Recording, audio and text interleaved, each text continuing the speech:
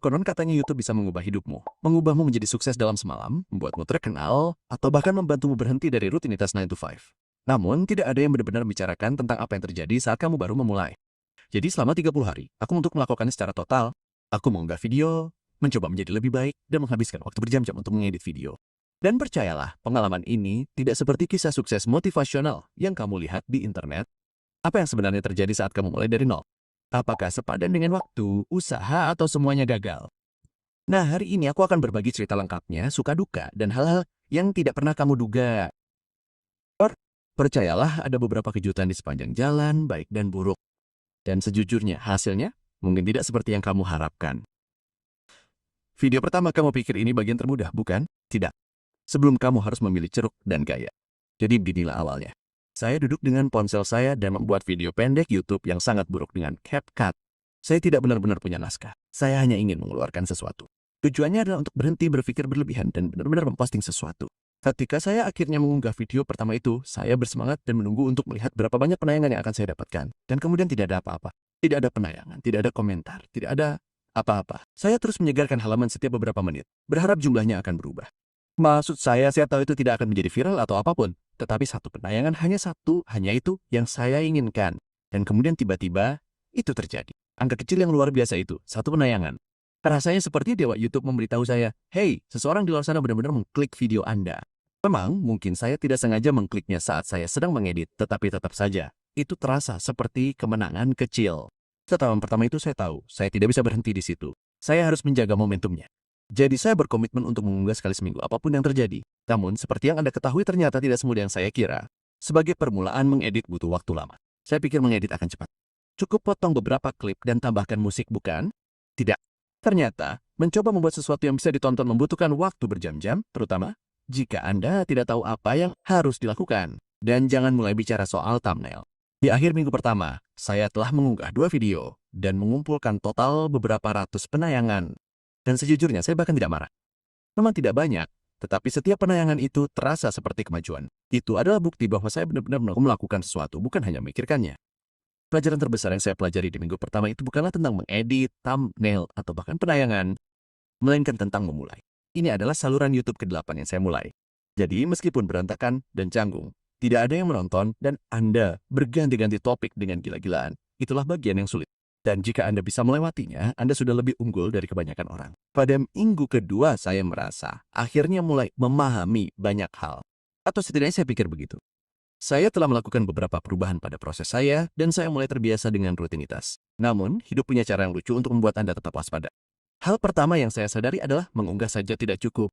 Jika tidak ada yang mengeklik video Anda, tidak masalah seberapa banyak usaha yang Anda lakukan. Jadi, saya mulai mempelajari hal-hal seperti SEO, kata kunci, dan tentu saja algoritma yang menyebalkan itu.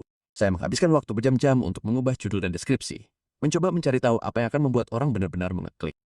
Rasanya seperti eksperimen sains, tetapi alih-alih peralatan laboratorium, saya menggunakan TubeMagic yang sangat membantu saya. Pada pertengahan minggu kedua, saya mendapatkan beberapa penayangan lagi. Selain itu, komentar pertama, tentu saja, adalah sesuatu yang sederhana seperti video yang bagus. Namun, semua waktu yang dihabiskan untuk mengedit dan membuat thumbnail terasa sepadan. Saat itulah saya tersadar, YouTube bukan hanya tentang angka. Ini tentang terhubung dengan orang-orang sungguhan. Merasa termotivasi, saya mulai memikirkan apa yang ingin saya buat, bukan hanya apa yang saya pikir akan mendapatkan banyak penonton. Itu membebaskan, tetapi juga agak menakutkan. Bagaimana jika orang tidak menyukainya? Pada akhir minggu kedua, saya mendapatkan 33 pelanggan baru dan 2.900 pemirsa unik. Minggu ketiga, inilah minggu di mana semuanya mulai terasa sulit. Kegembiraan memulai sesuatu yang baru telah memudar dan kenyataan tentang betapa banyak pekerjaan yang dilakukan di YouTube menghantam saya seperti sebongkah batu bata. Dan bagian terburuknya, angka-angka itu tidak banyak berubah. Pada titik ini, saya mengunggah dan mencoba yang terbaik untuk membuat video saya lebih baik, tetapi hasilnya tidak sesuai dengan usaha. Saya melihat kreator lain dengan video mereka tentang bagaimana saya mendapatkan 1.000 pelanggan dalam seminggu, dan saya tidak bisa tidak bertanya-tanya apa yang saya lakukan salah. Tentu orang-orang berbagi kia, tetapi tidak ada yang dapat memberitahu Anda dengan tepat apa yang akan berhasil untuk saluran Anda. Ada malam-malam di mana saya begadang hingga pukul 2 pagi untuk mengedit, lalu keesokan harinya saya terbangun dan menyadari bahwa video saya masih belum sempurna. Dan tahukah Anda, saya tetap mengunggahnya. Lalu tiba-tiba, salah satu video saya mendapat sedikit peningkatan jumlah penayangan. Tidak viral atau apapun, tetapi cukup untuk membuat saya berpikir, oke, mungkin saya menemukan sesuatu. Kemenangan kecil itu memberi saya motivasi untuk terus maju. Minggu itulah saya hampir menyerah. Saya merasa mandek, seperti semua usaha saya tidak membuahkan hasil. Namun kemudian saya bertanya pada diri sendiri, mengapa saya memulai ini? Bukan untuk meraih kesuksesan instan, melainkan untuk belajar, berkreasi, dan melihat kemampuan saya. Dan begitu saya mengingatnya, semuanya mulai terasa lebih ringan. Setelah minggu ketiga, saya mendapat banyak komentar yang sangat baik. Terima kasih atas dukungan Anda semua. Minggu keempat tahap akhir. Pada titik ini, saya tidak hanya lelah. Saya terkuras tenaga. Namun saya juga bertekad. Jika saya berhasil sejauh ini, saya tidak akan menyerah sekarang.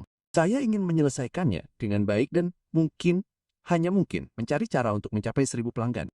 Pada titik ini, saya memiliki gambaran yang lebih baik tentang apa yang diinginkan oleh pemirsa saya, atau jujur saja, apa yang diinginkan oleh calon pemirsa saya. Jadi saya fokus untuk membuat video yang menurut saya benar-benar dapat membantu orang atau menghibur mereka. Tidak perlu lagi melemparkan ide-ide acak ke dinding dan berharap ide-ide itu akan melekat. Dan coba tebak, itu mulai berhasil. Perlahan tapi pasti, waktu tonton saya meningkat. Orang-orang benar-benar menonton video saya sampai habis. Dan yang lebih baik lagi, mereka meninggalkan komentar. Saya bangga pada diri saya sendiri karena tetap melakukannya, karena terus maju melewati hari-hari yang sulit, dan karena menyelesaikan apa yang sulit, dan karena itu saja sudah terasa seperti kemenangan. Baiklah, ini dia. Saat yang Anda tunggu-tunggu. Setelah 30 hari, seperti inilah tampilan saluran YouTube saya.